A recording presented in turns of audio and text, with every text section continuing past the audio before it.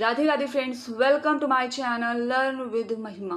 आज की हमारी क्लास का टॉपिक है article 14 of the constitution of India. आज हम आर्टिकल 14 के बारे में पढ़ेंगे। आर्टिकल 14 के बारे में पढ़ने से पहले मैं आपको कुछ जनरल इंट्रोडक्शन देना चाहती हूँ।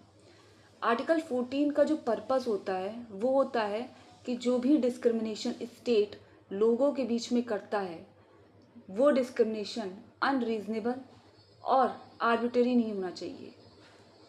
दूसरी चीज़ कि आर्टिकल 14 राइट टू इक्वालिटी की कैटेगरी में आता है। तीसरी बात कि जो आर्टिकल 14 है वो जो सोशलिज्म कॉन्सेप्ट है उसे मैनिफेस्ट करता है। हमारे डीपीएसपी में कुछ आर्टिकल्स हैं जो आर्टिकल 14 को बहुत अच्छी तरह से मैनिफेस्ट करते हैं। For example article 38, 39 capital 39 capital A, article 43 and 46। अगर मैं आपसे ये पूछूं कि जो आर्टिकल 14 है उसका नेचर कैसा है, वो क्या चीज़ कर रहा है, क्या वो किसी चीज़ को रोक रहा है या फिर करने के लिए परमिशन दे रहा है, अलाउ कर रहा है, एम्पावर कर रहा है, तो जो आर्टिकल 14 है ना वो एक तरह का प्रोहिबिटरी नेचर है।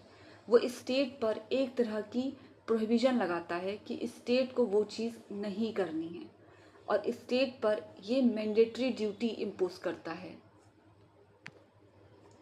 अब ये मैंडेटरी ड्यूटी जो इम्पोज की गई है स्टेट पर वो किससे रिलेटेड है, तो वो दो चीज़ों से रिलेटेड है। स्टेट किसी भी पर्सन को ये दो चीज़ डिनाई नहीं करेगी। पहली, equality before the law. Second, equal protection of laws. पहले हम बात करते हैं कि इक्वालिटी बिफोर लॉ से हमारा मतलब क्या है।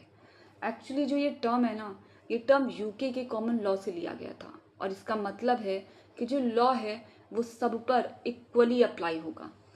दूसरा, इक्वल प्रोटेक्शन ऑफ लॉज, ये अमेरिकन कॉन्स्टिट्यूशन से लिया गया था और इसका मतलब है कि जो लॉ की प्रोटेक्शन है वो हर किसी को दी जानी चाहिए।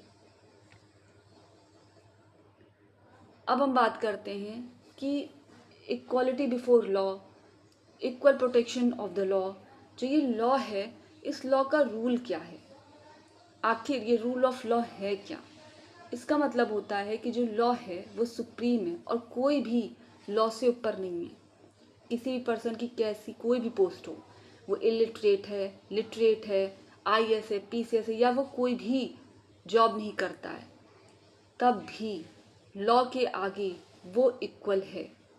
अब मैं आपको एक बात बताती हूँ, जब आप ये आर्टिकल पढ़ रहे होंगे तो उसमें एक टर्म यूज़ हुआ है एनी पर्सन।